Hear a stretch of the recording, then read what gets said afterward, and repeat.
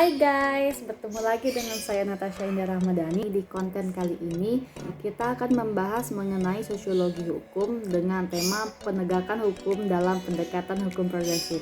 Jangan lupa like, comment, and subscribe ya. Nah, untuk mempersingkat waktu, sekarang kita langsung masuk saja ke materi. Bagaimana sih kerangka bangunan hukum? Kerangka bangunan hukum itu tidak dapat dipisahkan dari pengamatan, ialah aspek penegakan hukum atau law inference. Nah, dalam pandangan arti luas, pengertian penegakan hukum yaitu pelaksanaan atau penerapan terhadap pelanggaran atau penyimpangan yang dilakukan oleh subjek hukum, serta dalam arti sempit penegakan hukum ialah setiap kegiatan penindakan yang dilakukan terhadap penyimpangan atau pelanggaran yang dilakukan terhadap peraturan perundang-undangan. Penegakan hukum juga merupakan rangkaian proses untuk menjabarkan nilai, ide, cita yang cukup abstrak untuk menjadi tujuan hukum yang konkret. Tujuan hukum atau cita hukum harus memuat nilai-nilai moral seperti keadilan dan kebenaran. Nah, nilai-nilai tersebut harus mampu direalisasikan dalam kehidupan nyata.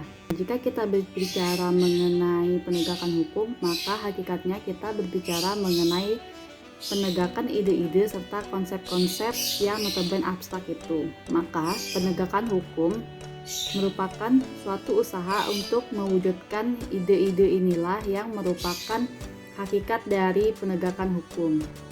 Di sini masalah penegakan hukum pada dasarnya terdapat pada kesenjangan Dasolen dan Desain atau kesenjangan perilaku masyarakat yang seharusnya dengan perilaku hukum masyarakat yang senyatanya.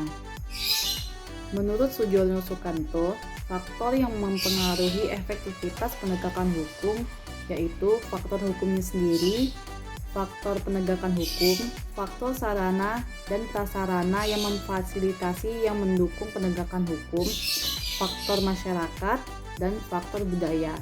Dari berbagai faktor tersebut, ada 2 dari 5 faktor yaitu faktor undang-undang dan faktor penegakan hukum yang lebih penting untuk mempengaruhi efektivitas penegakan hukum tersebut.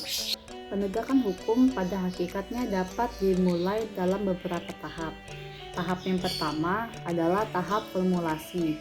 Tahap formulasi ini merupakan tahap penegakan hukum in abstrakto oleh badan pembuat undang-undang. Tahap ini disebut tahap kebijaksanaan legislatif.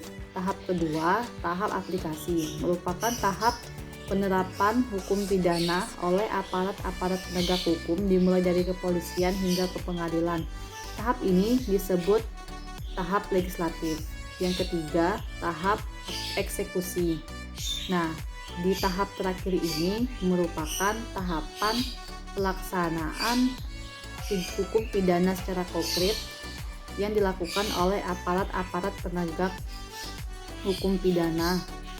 Tahap ini disebut tahap kebijaksanaan eksekutif dan administratif. Konsekuensi dari hal ini bahwa penegakan hukum pidana bertujuan untuk menegakkan norma-norma sentral di masyarakat. Hal ini tentunya dilaksanakan oleh kebijaksanaan legislatif, yudikatif, dan eksekutif. Di samping itu, Joseph Goldstein membedakan penegakan hukum pidana dibagi menjadi 3 bagian.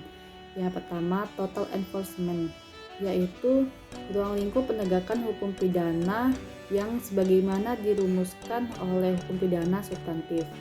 Yang kedua, full enforcement, yaitu di mana ruang lingkup full enforcement ini mengharuskan para penegakan hukum harus menegakkan hukum secara maksimal. Yang terakhir ada actual enforcement, di mana penegakan hukum ini harus secara realistis. Nah, mungkin hanya itu yang bisa Natasha sampaikan hari ini. Lebih dan kurangnya Natasha mohon maaf. Sampai bertemu lagi di lain waktu. Dadah!